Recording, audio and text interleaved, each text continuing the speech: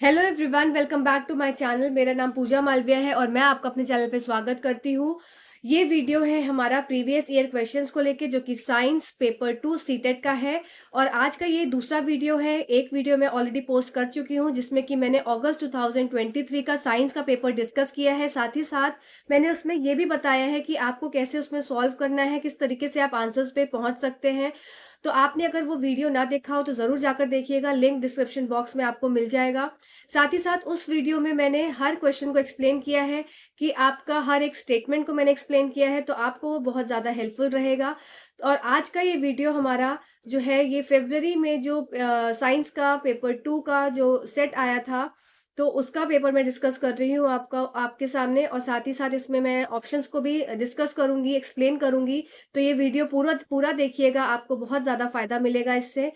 और वीडियो देख रहे हैं और चैनल पे नए हैं तो प्लीज़ चैनल को सब्सक्राइब कर दीजिएगा, लाइक कर दीजिएगा, शेयर कर दीजिएगा। आपको मेरे चैनल पे काफ़ी एनसीईआरटी से रिलेटेड कंटेंट, जो कि मैंने 40 मिनट के अंदर क्लास 6 की एनसीईआरटी को पूरा कवर किया है, तो आप उसको जाकर देख सकते हैं फटाफट से। और भी आपको आगे वीडियोस मिलते रहेंगे, आप जाकर प्लेलिस्ट को चेक कर लीजिए। आपको कुछ इंपॉर्टेंट टॉपिक्स जो कि बहुत ज़्यादा इंपॉर्टेंट हैं सीटेट पॉइंट ऑफ व्यू से, या किसी भी एग्जाम्स के लिए जो जहाँ पे एनसीईआरटी पूछी जाती है, तो आप जाकर चैनल को ज़रूर विजिट करिएगा। तो चलिए आइए फटाक से इसको स्टार्ट करते हैं, जल्दी जल्दी इसको ख़त्म करते हैं। सबसे पहला क्वेश्चन है कि ऐसे कथनों की पहचान कीजिए जो सही नहीं है। आपको क्या देखना है जिसमें सही नहीं है। आवेश परिपथ में प्रवाह के साथ व्यय हो जाते हैं। आवेश अत्यधिक गति के साथ परिपथ में प्रवाहित होते हैं। एक प्रकाश का बल्ब गतिमान आवेश की विद्युत ऊर्जा को ऊर्जा के अन्य स्वरूप में बदल देता है। तो आपको देखना है गलत। तारों में आवेश वाहक साधारणतः तारों के परमाणु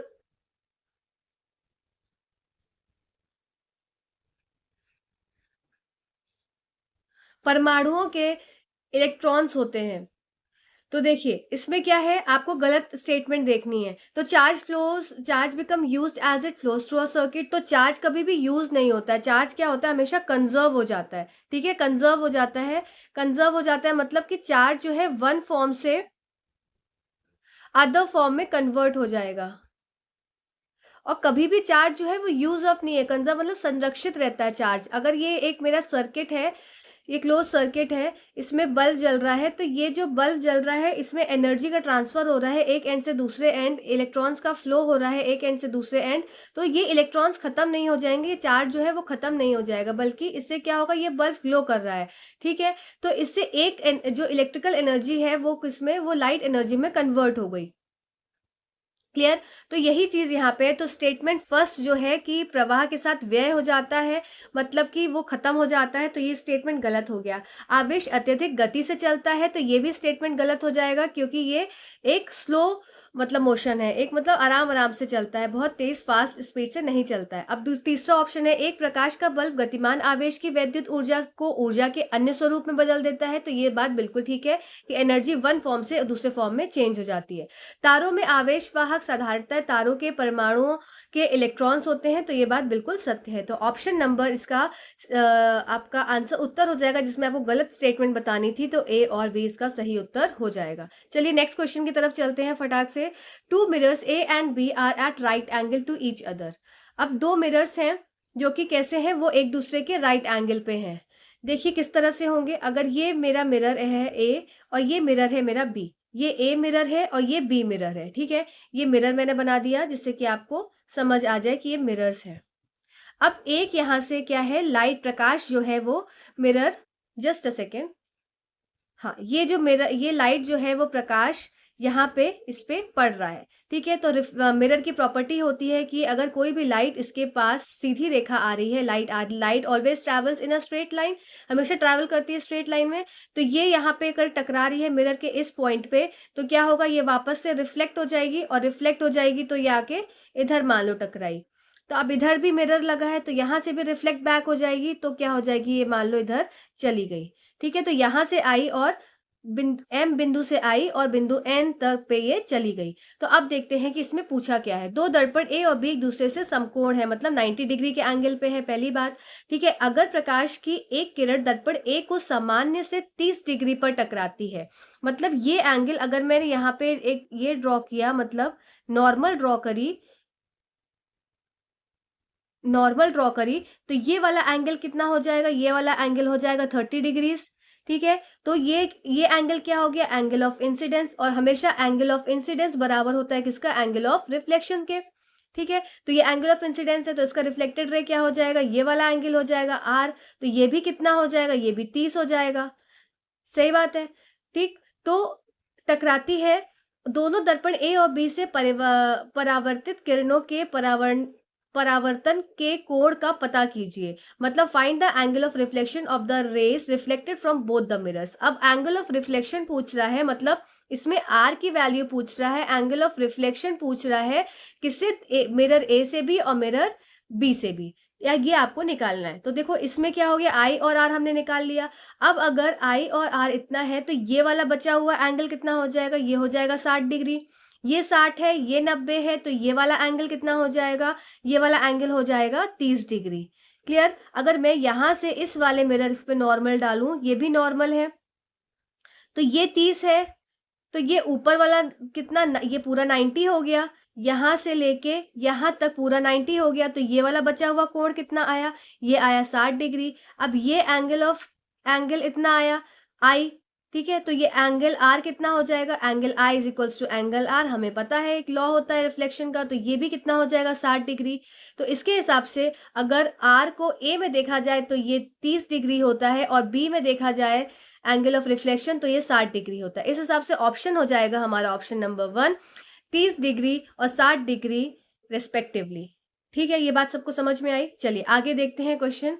material next, would you choose to wrap a box of ice cream. गर्मियों में 30 डिग्री सेल्सियस और सर्दियों में 3 डिग्री सेल्सियस पर आइसक्रीम को पिघलने से बचाने के लिए हमें क्या करना है, आइसक्रीम को पिघलने से बचाना है, तो हमें ऐसा मटेरियल यूज करना पड़ेगा जो क्या हो जाएगा, जो हमारे इंसुलेटर्स की तरह एक्ट करेंगे।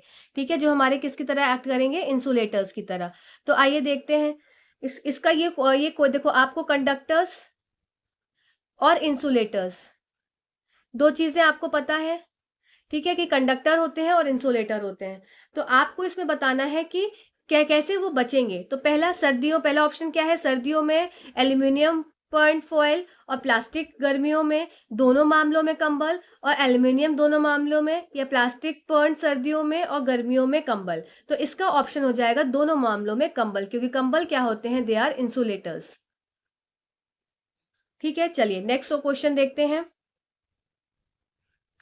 इन अ डिस्टेंस टाइम ग्राफ, एक दूरी समय आलेख में दो कार ए एंड बी की गति एक सीधी रेखा के रूप में आलेखित की गई है। यदि आलेख पर बी की तुलना में ए की रेखा अधिक ऊंची है, तब आप आलेख से क्या निष्कर्ष निकालेंगे। तो देखिए, डिस्टेंस टाइम ग्राफ से हमेशा हर बार क्वेश्चन आता है, तो आपको ये टॉपिक बहुत अच्छे से पढ़ना पड़ेगा। चलिए देखते हैं। In the distance time graph, motion of a two cars A and B is plotted in the form of a straight line. If the line on a graph is steeper for A as compared to B, what you infer from the graph? तो देखिए, distance time graph है, ए और B जो है वो straight line है। ठीक, motion of two cars A and B is plotted in the form of straight line if the line on a graph is steeper for A. अगर line of a graph steeper है A के लिए compare to B, what can you infer from the graph. तो आप ये बताएंगे कि speed of A is greater हो जाएगी, कि बी की गति से ए की गति अधिक है। स्टीपर है, मतलब स्टीपर है, इसीलिए क्या हो जाएगी, इसकी गति ज्यादा है, ज्यादा तेज से चल रही है। क्लियर। चलिए नेक्स्ट क्वेश्चन की तरफ चलते हैं। नेक्स्ट क्वेश्चन है, आपको एक टेबल दिया हुआ है। The table given below list the substance data and their respective densities. Mercury की, ये क्वेश्चन भी हर बार आता है, डेंसिटी से। मरकरी की डेंसिटी कॉर्न ऑयल की कॉपर की। अब ये क्वेश्चन पूछ रहा है कि अगर what would happen if copper coin is किसका, देखो इसका कॉइन, इसका क्या कर दिया, कॉपर का कॉइन, किसका, कॉपर का। Is dropped in a glass, एक ग्लास है जिसमें क्या है, filled with mercury and corn oil. अब इसमें मरकरी और कॉर्न ऑयल है, ठीक है, इसमें क्या है, मरकरी प्लस कॉर्न ऑयल, दो चीज पड़ी हुई है। तो अब क्या हो जाएगा इसके हिसाब से इसका उत्तर, तो देखिए डाल रहे हैं किसको, कॉपर कॉइन को, तो अब इसके हिसाब से इसका आंसर हो जाना चाहिए 8960। देखो कॉपर का कितनी है डेंसिटी, 8960, कॉर्न ऑयल की 900, तो और मरकरी की सबसे ज्यादा, तो मरकरी के ऊपर तो तैरेगा ये, ठीक है, क्योंकि मरकरी से कम है इसलिए इसके ऊपर तैरेगा, और कॉर्न ऑयल से ज्यादा है तो कॉर्न ऑयल में डूब जाएगा। तो इसके हिसाब से float over mercury but sinks in corn oil.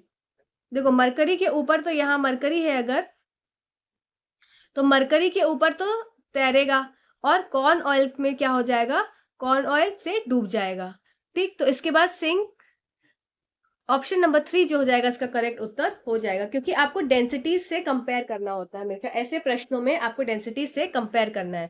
जिसकी डेंसिटी देखो 8960 कम है किससे, 13,550 से, तो इससे क्या हो जाएगा, इसमें तो तैरेगा, पर 900 से क्या है, ज्यादा है, तो उसमें क्या हो जाएगा, डूब जाएगा। इसको हिंदी में भी देख लेते हैं।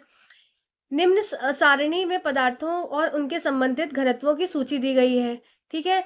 क्या होगा अगर पारेख और मक्के के तेल से भरे एक ग्लास में एक तांबे के सिक्के को डाल दिया जाए, तो क्या हो जाएगा, इसका उत्तर हो जाएगा ऑप्शन नंबर 3, पारे पर तैरेगा परंतु मक्के के तेल में डूब जाएगा।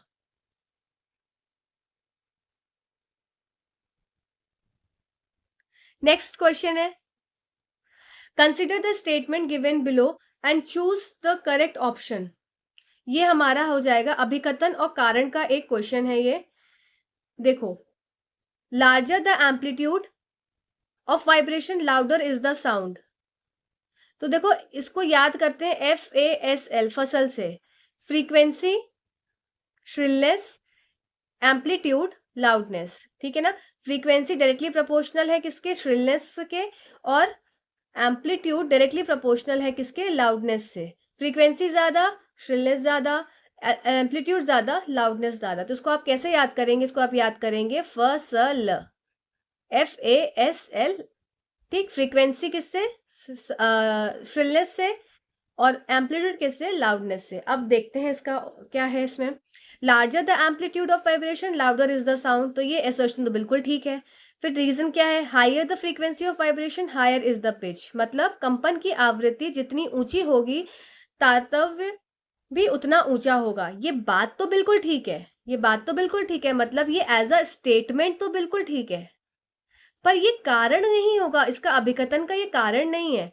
तो आप ये बोलेंगे कि जो अभिकथन कंपन का आयाम जितना अधिक होगा उतना ही ध्वनि भी उच्च होगी, ये भी बात बिल्कुल ठीक है। दूसरी बात भी बिल्कुल ठीक है, मतलब इसका ये हो जाएगा कि both assertion and reason are correct. ये दोनों बात ठीक है, पर reason is not the correct explanation of assertion, ठीक है, क्योंकि इसका रीजन जो है वो करेक्ट नहीं है। बात तो दोनों ठीक है, तो आप इस फसल से इसको याद रखेंगे। चलिए नेक्स्ट क्वेश्चन की तरफ चलते हैं।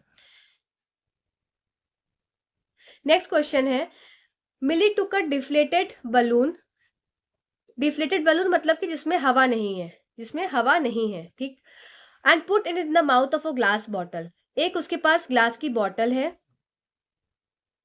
ये ग्लास की बॉटल है, इसके ऊपर इसने क्या कर दिया, ये एक बलून लगा दिया जो कि कैसा है, जो कि डिफ्लेटेड है। डिफ्लेटेड है मतलब कि इसमें हवा नहीं है अभी।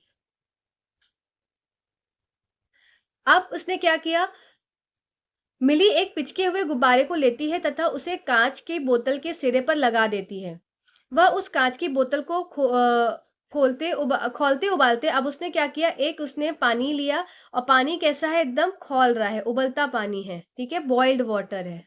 बॉइल्ड वाटर में इसने क्या किया, इसको ग्लास की बोतल को डाल दिया। गुब्बारे की आवृत्ति में परिवर्तन होता है, गुब्बारे की आवृत्ति में परिवर्तन हो रहा है। यह गतिविधि क्या प्रदर्शित करती है, मतलब अब उसने खौलते हुए पानी में, जिसमें कि आग जल रही थी, ये पानी में आग थी इसलिए क्या था, वो खौल रहा था, तो खौलते पानी में उसने पूरी की पूरी ये बॉटल को डाल दिया। अब इससे क्या होगा, तो देखो जब कोई भी पानी जब वाटर जो है वो बॉईल हो रहा है तो इसका मतलब जो है वाटर के मॉलिक्यूल्स जो हैं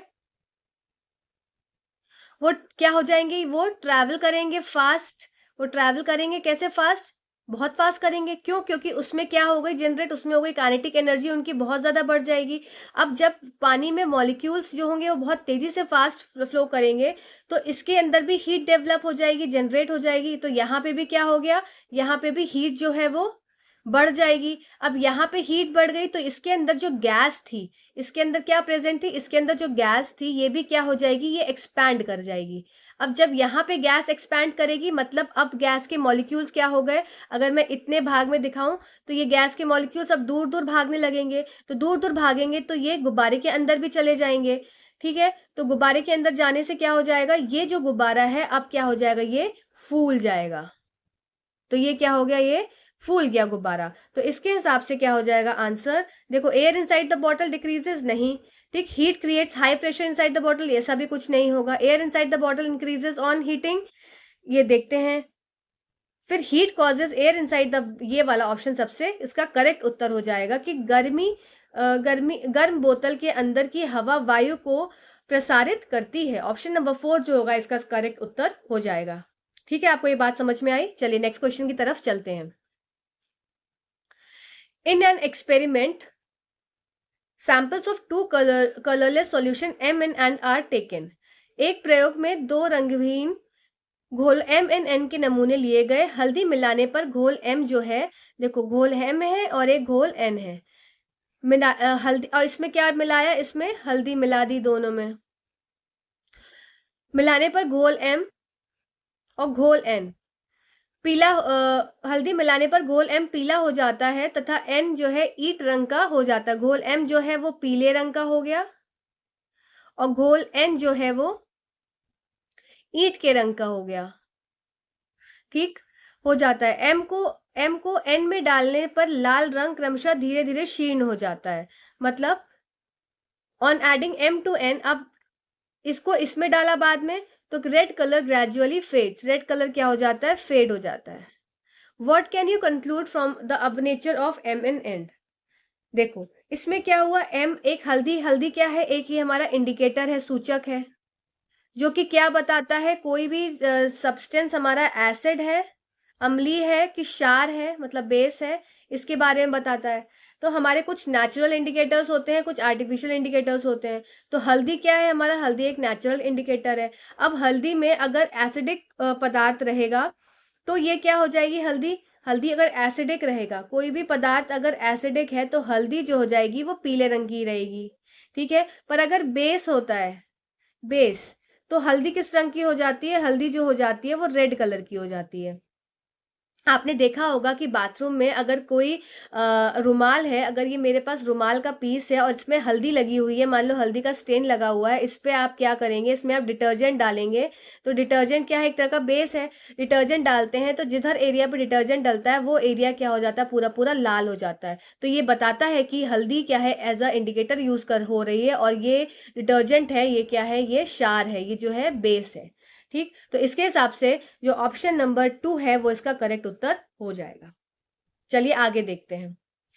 नवा क्वेश्चन है हमारा, आइडेंटिफाई द सेट, अब जरा थोड़ा तेज फास्ट करते हैं। Identify the set which is not a food preservative. तो ये डायरेक्ट क्वेश्चन आया है, इसमें आपको पता ही है कि फूड प्रिजर्वेटिव्स क्या होते हैं, और इसमें क्वेश्चन ने पूछा है नहीं।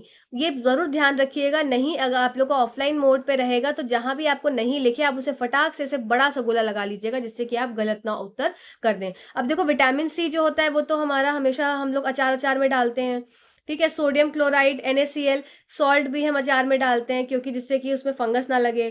ठीक है, अब नेक्स्ट आता है आयरन ऑक्साइड एंड पोटेशियम पर मैक देखते हैं। सोडियम बेंजोएट और सोडियम मेटाबाइसल्फाइड, ये तो हमारा पक्का रूप से जो है हमारा क्या होता है, ये फूड प्रिजर्वेटिव होता है।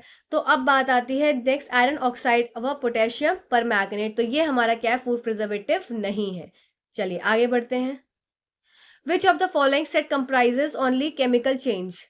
अब क्या है, केमिकल और फिजिकल चेंज। केमिकल देखो दो तरह के चेंजेस होते हैं हमारे, एक तो फिजिकल चेंज और एक chemical change.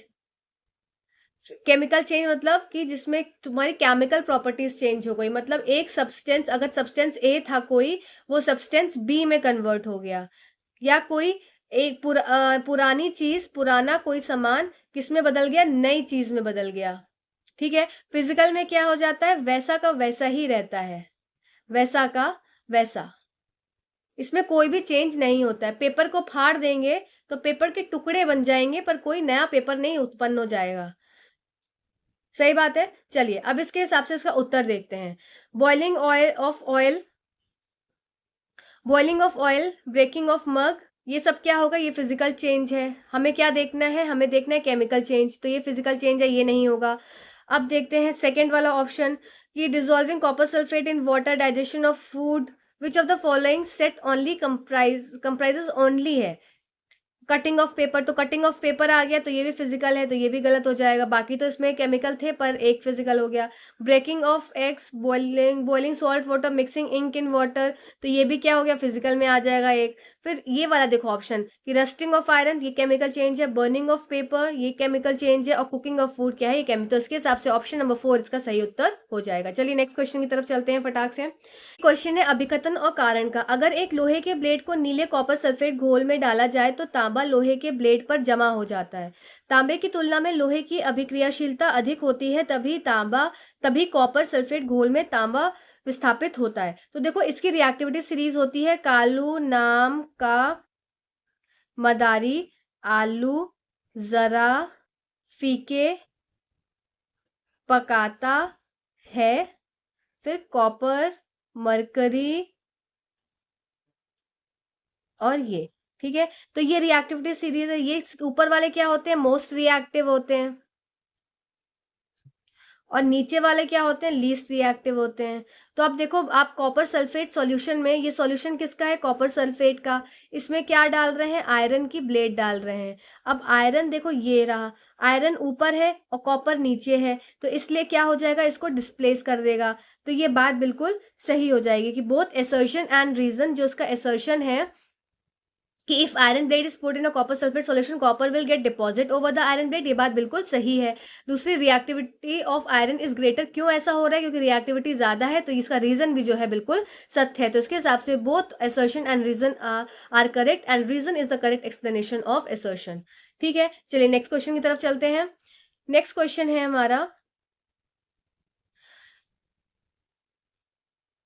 zinc powder is added to the dilute hydrochloric acid in a test tube. ठीक है, एक टेस्ट ट्यूब है जिसमें कि क्या डाला गया, जिसमें डाला गया जिंक के पाउडर, और ये किसमें क्या भरा हुआ है, इसमें HCl भरा हुआ है। What is expected to happen, क्या होगा, देखो Zn प्लस HCl, तो क्या हो जाएगा, ZnCl2 प्लस H2, ये रिएक्शन हो जाएगी। तो इसके हिसाब से क्या हो जाएगा, देखो हाइड्रोजन गैस रिलीज होगी, सही बात है। रिएक्शन नो टेक्स प्लेस, नहीं ऐसी बात नहीं, रिएक्शन होगी। Test tube will become cold, ऐसे और कुछ भी नहीं होगा। फिर रैपिड रिएक्शन टेक्स प्लेस, तो ऑप्शन ए और डी इसका करेक्ट उत्तर हो जाएगा। तो मतलब इसके हिसाब से ऑप्शन नंबर 4 इसका सही उत्तर हो जाएगा। चलिए नेक्स्ट क्वेश्चन देखते हैं, एक बार हिंदी में देख लो। जिंक जस्ता पाउडर को परख नली के में तनु हाइड्रोक्लोरिक अम्ल में डाला गया है, क्या अपेक्षित है, हाइड्रोजन गैस उत्सर्जित होगी, सही बात है। फिर कोई अभिक्रिया नहीं होगी, ये गलत ऑप्शन है। परख नली ठंडी हो जाएगी, ये भी गलत उत्तर है। फिर तीव्र अभिक्रिया होगी, तो ऑप्शन नंबर, इसके हिसाब से इसका उत्तर हो जाएगा option number A and D. चलिए नेक्स्ट क्वेश्चन की तरफ चलते हैं। नेक्स्ट क्वेश्चन है, identify the following context of digestion. तो हर बार डाइजेशन से, डाइजेस्टिव सिस्टम से एक क्वेश्चन जो है फिक्स है। डाइजेस्टिव सिस्टम से आपको मेरे चैनल पे डाइजेस्टिव सिस्टम जो है वो मैंने बहुत इजी ढंग से, digestive system, respiration, circulation, photosynthesis, ये सब मैंने बहुत ही इजी वे में, हार्ट का सर्कुलेशन, हार्ट सर्कुलेटरी सिस्टम, ये सब मैंने बहुत ही इजी वे में आपको समझाया। तो आप मेरे चैनल पे ज़रूर विजिट करिएगा और आपको ये सारे टॉपिक्स मिल जाएंगे, क्योंकि ये सब टॉपिक्स ज़रूर एग्जामिनर जो है हर साल पूछता है, तो ज़रूर जाकर आप इसको विजिट करिएगा। तो चलिए आइए देखते हैं इसमें क्या है।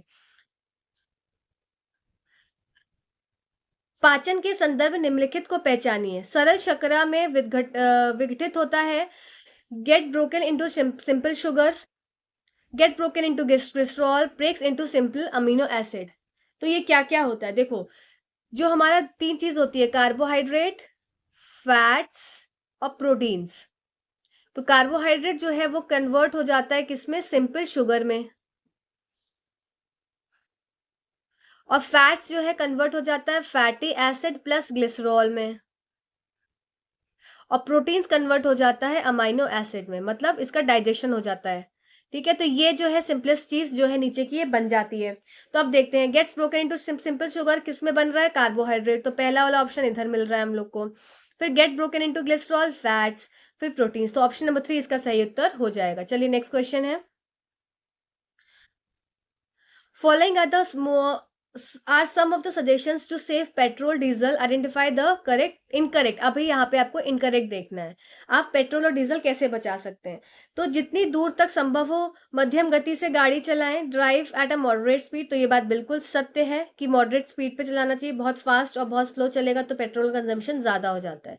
यह सुनिश्चित करें कि पहिए में दबाव मध्यम रूप से कम हो, तो ये जो हो जाएगा ये गलत मेरे ख्याल से होना चाहिए। चलिए आगे देख लेते हैं, वाहन का नियमित रख रखाव करना चाहिए, ये बात बिल्कुल सही है कि वाहन को अच्छे से उसको मेंटेन करके रखना चाहिए, बार बार सर्विसिंग करानी चाहिए, लाल बत्ती पर इंजन बंद कर दे। तो ये सब क्या है, ये जो तीन ऑप्शन जो मैंने टिक करे ये क्या है, ये सब क्या करते हैं, सेव करते हैं फ्यूल को।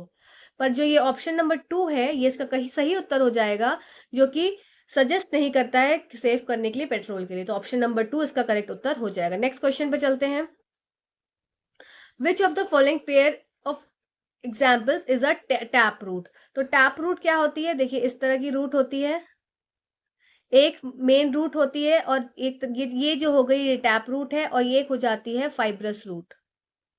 फाइब्रस रूट मतलब कहीं भी कुछ भी फाइबर्स निकल रहे हैं जाली नुमा ऐसा, ठीक है, फाइबर्स के फॉर्म में। और टैप रूट क्या होती है, एक मेन रूट होती है, बाकी साइड में क्या होती है, लेटरल रूट्स होती हैं। तो टैप रूट के एग्जाम्पल क्या हो जाएंगे इसमें, देखो अनियन क्या है, ये अनियन एक स्टेम है, ठीक है, पोटैटो भी स्टेम है, अब पोटैटो जिंजर ये स्टेम है। तो अब बात हो रही है टैप रूट की, अगर आपको ऐसे भी ना पता हो तो सबको आप एलिमिनेट कर सकते हैं, स्टेम और रूट को, तो आप इसके हिसाब से टर्निप और टेपियोका पे आप इसका सही उत्तर लगा देंगे। तो टैप रूट ऐसी होती है इस तरीके से। चलिए नेक्स्ट क्वेश्चन देखते हैं, read the statement given below and choose the correct option. फिर से आ गया अभिकथन और रीजन का क्वेश्चन। पत्तियों में स्टार्च की उपस्थिति प्रकाश संश्लेषण की घटना को दर्शाती है। Presence of starch in leaves indicates the, हमें देखना है correct statement, indicates the occurrence of photosynthesis, सही बात है। Oxygen form during photosynthesis ultimately gets converted to starch. तो आइए देखते हैं इसका क्या उत्तर हो जाएगा। Both assertion A and R correct. देखो, oxygen form during photosynthesis ultimately gets converted into starch, ये गलत बात हो जाती है, ये ऐसा कुछ नहीं हो रहा है। इसमें पहला ऑप्शन क्या है कि फोटोसिंथेसिस के हेल्प से स्टार्च का फॉर्मेशन हो रहा है, ये बात बिल्कुल सत्य है। तो इसके हिसाब से ऑप्शन नंबर 3 जो हो जाएगा वो करेक्ट उत्तर हो जाएगा।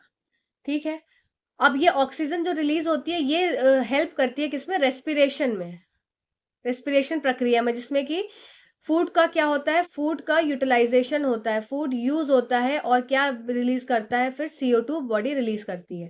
तो ये प्रोसेस हो जाता है रेस्पिरेशन का। तो ऑप्शन नंबर जो 2 है ये रीजन गलत है, और आर जो है वो गलत है, और ए जो है वो ट्रू है। चलिए नेक्स्ट क्वेश्चन पे देख पढ़ते हैं, which of the following statements are true. Mustard mustard rose petunia are unisexual flowers, तो ये बात ट्रू पूछ रहा है ना, तो ये बात हो जाएगी गलत। Corn papaya cucumber produce bisexual flowers, ये भी बात हो जाएगी गलत। नेक्स्ट है female gamete is formed in ovule, ये बात हो जाएगी बिल्कुल सही। चलिए इसको हिंदी में भी देख लेते हैं एक बार।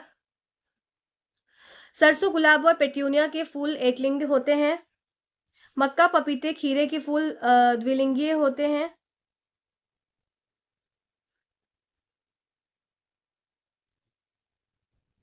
देखो मस्टर्ड रोज और पेट्यूनिया के जो फ्लावर्स होते हैं ये क्या हो जाते हैं, ये बाइसेक्सुअल फ्लावर्स होते हैं, ये क्या हो जाते हैं, बाइसेक्सुअल। कॉर्न पपाया कुकुम्बर के जो फ्लावर्स हैं वो जो होते हैं ये बाइसेक्सुअल नहीं होते हैं, ये यूनिसेक्सुअल होते हैं।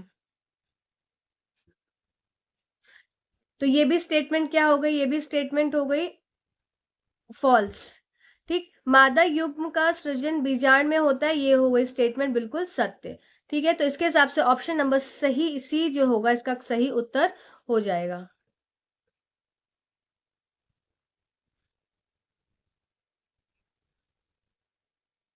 नेक्स्ट क्वेश्चन है, मैच द फॉलोइंग का है, ह्यूमन और प्लांट डिजीज को आपको मैच करना है। ठीक है, तो चलिए देख लेते हैं। सबसे पहला आप देखिए, इसमें जो है मलेरिया, अगर आपको नहीं भी आता है तो भी आप उसके ऑप्शन तक पहुंच सकते हैं। मलेरिया कैसे होता है? मलेरिया होता है किससे? प्रोटोजोआ से। ठीक है, तो मलेरिया किससे हो जाएगा? प्रोटोजोआ से। अब देखते हैं सी में 4 किस में है? सी का 4 जो है वो तो इसमें और इसमें नहीं है, तो मतलब ये दो ऑप्शन में से एक हो सकता है। ठीक है, पोलियो का क्या होता है? पोलियो का वायरस होता है, पोलियो वायरस बोलते हैं ना, पोलियो वायरस। तो बी का एक, तो बी का एक किस में दिया है? बी का एक जो है वो पहले वाले में दिया है, तो उसके हिसाब से ऑप्शन नंबर फर्स्ट जो है वो इसका करेक्ट उत्तर हो जाएगा। चलिए नेक्स्ट क्वेश्चन की तरफ चलते हैं फटाक से। Identify the following on the basis of given information.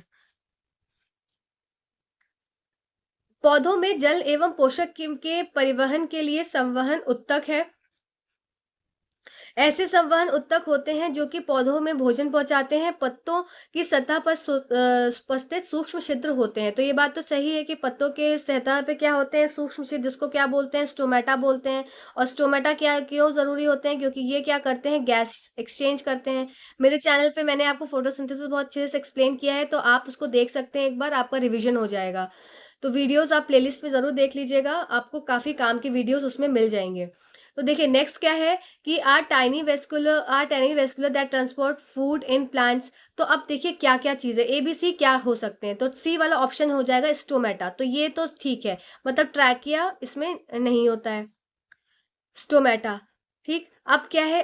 Transportation of water, तो वाटर का ट्रांसपोर्ट होता है। देखो दो चीज का ट्रांसपोर्ट होता है प्लांट में दो चीज होती है, एक तो पानी और मिनरल्स, और दूसरी चीज होती है फूड।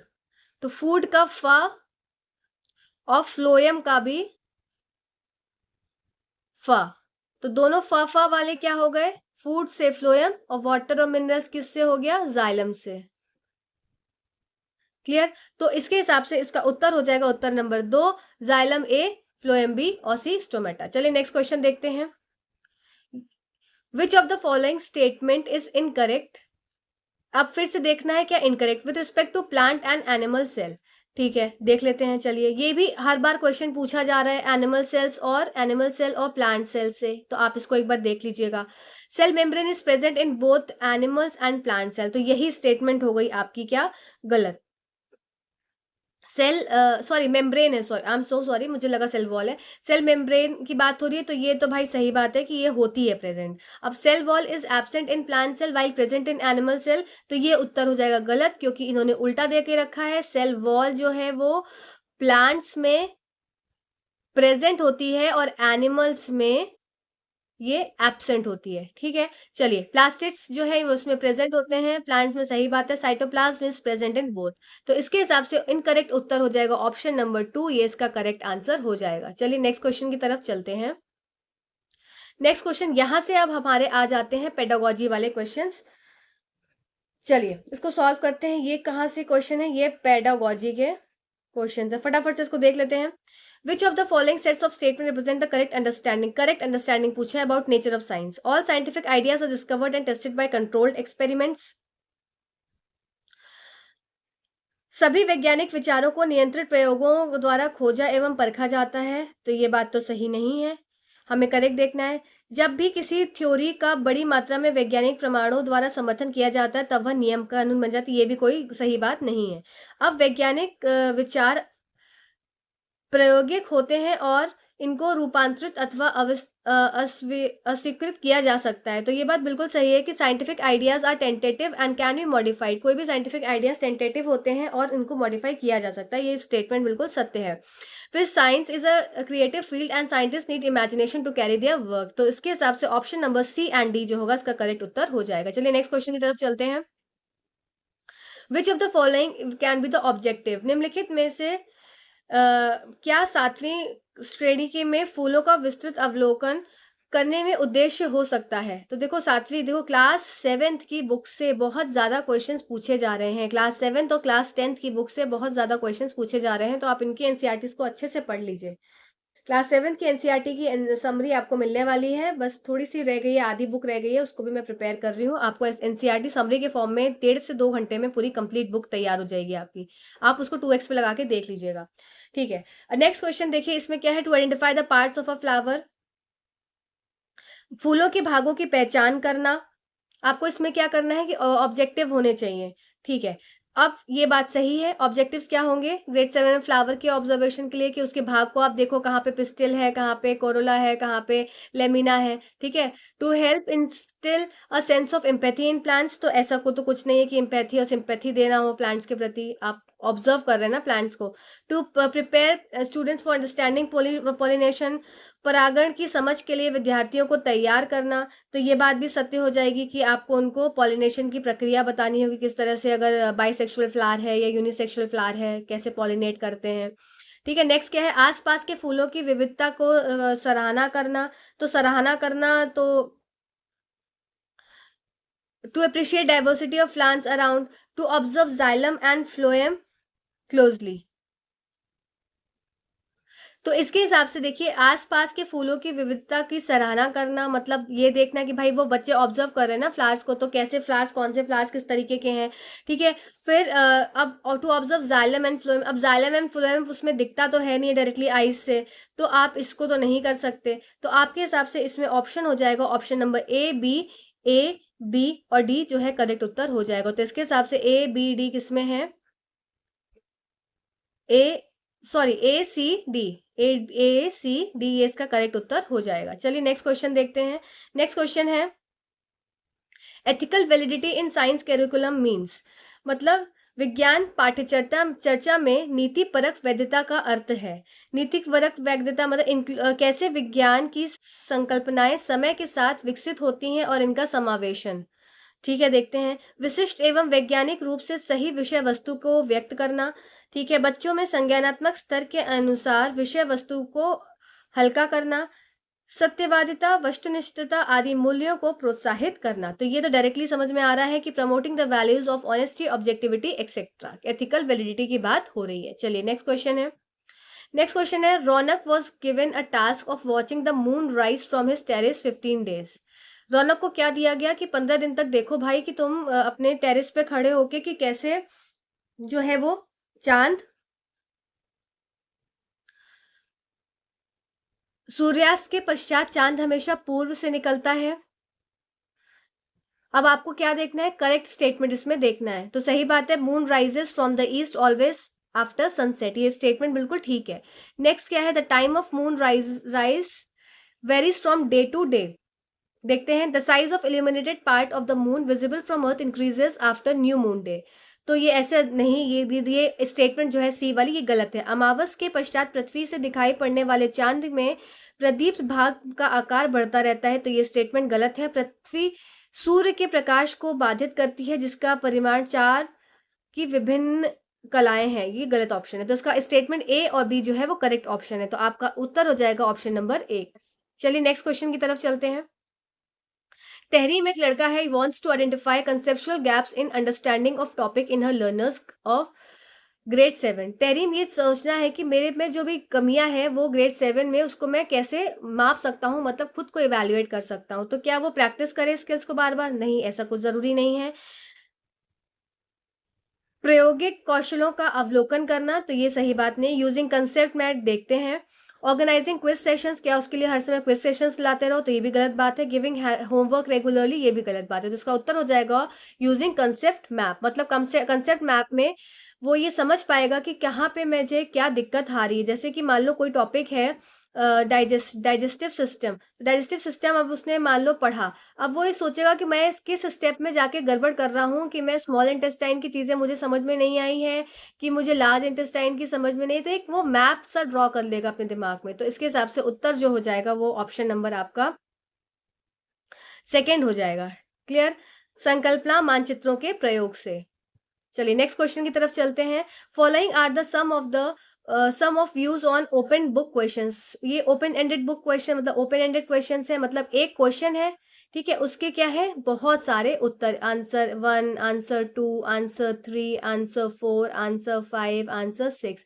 मतलब कि कोई भी क्वेश्चन का अगर एक उत्तर है तो वो ओपन एंडेड नहीं होगा, वो कैसा हो जाएगा, वो हो जाएगा क्लोज एंडेड। तो अब देख लेते हैं इसको, क्या है, यह सभी विद्यार्थियों की सभी पुस्तकों को पूर्णतः पढ़ने एवं कंठस्थ, देखो जहां पे वर्ड आया कंठस्थ वैसे ही कैंसिल हो गया, ठीक है। हमको क्या देखना है, हमको देखना है following other some of the views on open, select the views that align with the spirit of, मतलब करेक्ट स्टेटमेंट एक तरह से देखना है। तो पहले तो गलत हो गया, यह विद्यार्थियों में आकलन के भय को कम कर देता है, तो ये बात बिल्कुल सत्य है कि बच्चे डर जाते हैं आकलन से, और ये ओपन बुक क्वेश्चंस हैं तो उनका कोई आकलन नहीं होता है, उनको डायरेक्टली सब में मतलब सराहना ही की जाती है कि हाँ ठीक बताया। यह विद्यार्थियों को पूर्ण अवसर देते हैं पुस्तक का अन्वेषण करने के लिए, तो ये बात भी बिल्कुल सत्य है कि बच्चे जो है वो full opportunity to student to explore the book, बच्चे पूरी बुक को एक्सप्लोर कर सकते हैं। या विद्यार्थियों की संकल्पनात्मक समझ को मापने में सहायता नहीं करते, तो इसका कोई मतलब नहीं है। तो ऑप्शन नंबर बी एंड सी जो है इसका करेक्ट उत्तर हो जाएगा। चलिए नेक्स्ट क्वेश्चन की तरफ चलते हैं, फटाफट से खत्म करते हैं अब इसको।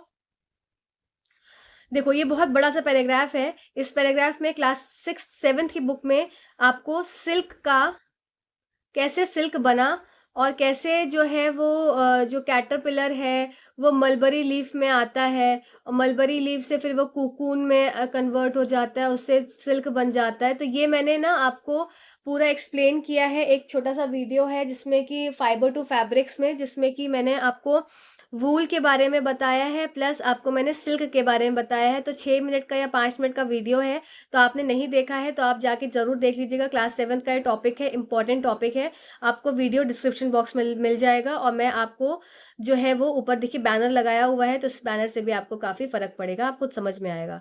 चलिए देख लेते हैं इस क्वेश्चन में क्या है।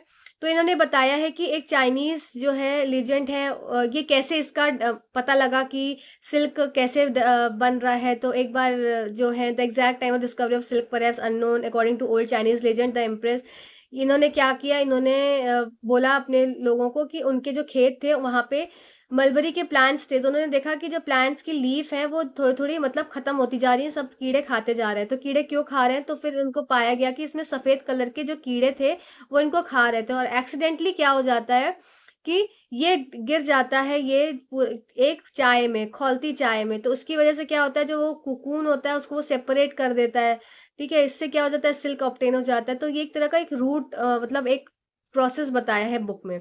तब देखते हैं इससे करना क्या चाह रहा है examiner. What are the objectives of science teaching learning that fulfil by including the above text book. अब इसको करने से इनका मकसद क्या है, तो इनका क्या मकसद हो जाएगा देख लेते हैं। To develop the historical perspective, सही बात है, हिंदी में भी मैं बताती हूँ। To develop an appreciation of how incidents ideas give rise to discovery of new things, ये भी बात बिल्कुल ठीक है।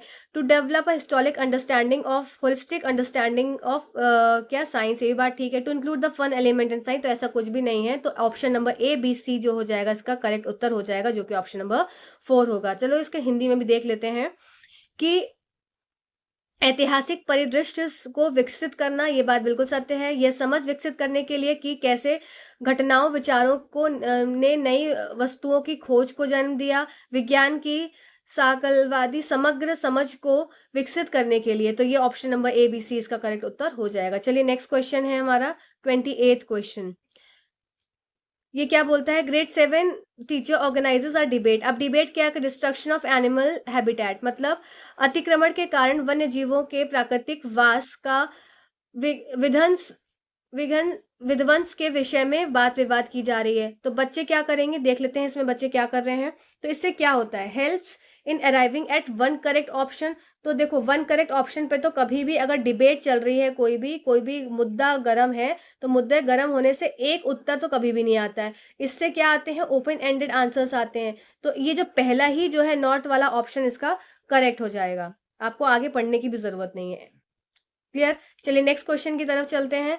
नेक्स्ट जो हमारा सेकेंड लास्ट क्वेश्चन है, which of the following are recommendation according to NCF 2005 on the upper primary stage curriculum relating science concept to real life situation. ठीक है, सही बात है। ये तो बिल्कुल बात सही है। गिविंग डायरेक्ट इन्फॉर्मेशन डेफिनेशन ये नहीं है, हमको रटाना नहीं है। No rote memorisation, no rote memorisation, ठीक है। Creating situation for student to construct their own knowledge, ये सही बात है। लर्निंग बाय डूइंग की बात कर दी गई है इन लोगों ने, लर्निंग बाय डूइंग, ठीक है। Doing only extended learning and avoiding text book as much as possible, तो ऐसा भी नहीं है कि बाहर ही लेके जाओ उनको, टेक्स्ट बुक भी दिखाओ पर उनको चीजें भी समझाओ। तो इसके हिसाब से ऑप्शन नंबर ए और सी इसका करेक्ट उत्तर हो जाएगा, तो ऑप्शन नंबर 2 इसका करेक्ट आंसर हो जाएगा। चलिए नेक्स्ट क्वेश्चन, हमारा लास्ट क्वेश्चन आज का। इक्विटी इन साइंस एजुकेशन, विज्ञान शिक्षा में समता का अर्थ होता है कि सभी विद्यार्थियों के पास उनकी सांस्कृतिक पृष्ठभूमि, निजातीयता, लिंग अथवा विशेष आवश्यकताओं को ध्यान में रखने वाला उत्कृष्ट विज्ञान सीखने का समान अवसर। इसका कारण क्या है? विज्ञान शिक्षा का उद्देश्य है कि सभी विद्यार्थियों को आधुनिक साम्यपूर्ण समाज के लिए तैयार करना। तो क्या इसका ये ऑप्शन, रीजन और स्टेटमेंट क्या ठीक है? तो ये बात बिल्कुल ठीक है कि A and R the correct. अगर मैं देखूं कि ए एंड आर करेक्ट, तो ए और आर तो करेक्ट है, ये बात तो ठीक है बिल्कुल, दोनों बात ठीक है। इक्विटी क्यों क्यों दी जा रही है कि सबको इक्वल अपॉर्चुनिटी मिले, ऑब्जेक्टिव क्या है कि इनको मॉडर्न इक्विटेबल सोसाइटी के लिए मतलब उनको तैयार किया जाए। तो इसका ए और आर बात तो ठीक कह रहा है। तो क्या अगर क्या इसका ये रीजन दे पा रहा है, जरा देखते हैं। तो इसका ये रीजन जो है वो नहीं दे पा रहा है, तो इसके हिसाब से both A and R correct, but R is not the correct explanation of A. तो ये जो थे कुछ 30 क्वेश्चंस का जो सेट था, जो मैंने आपको आज पेपर में सॉल्व करवाया है। तो क्वेश्चंस का लेवल अच्छा है, मैं बार बार बोल रही हूँ, तो आपको इसके हिसाब से एनसीईआरटीज पढ़नी पड़ेंगी। और आप मेरे साथ जुड़े रहिए, आपको मैं सारे क्वेश्चंस कराऊंगी, साथ ही साथ खुद के भी प्रैक्टिस सेट, इस जो जैसे क्वेश्चंस आ रहे हैं उसके हिसाब से मैं प्रैक्टिस सेट तैयार कर रही हूँ, वन लाइनर्स तैयार कर रही हूँ। तो आप लोग को हेल्प मिलेगी। आप चैनल पे नए हो तो सब्सक्राइब कर दीजिएगा, आपको इस चैनल से काफ़ी इन्फॉर्मेशन मिलेगी, काफ़ी इन्फॉर्मेटिव वीडियोज़ मिलेंगे। तो चलिए बस इस वीडियो को यहीं पे एंड करती हूँ। Thank you so much for watching this video. Thank you.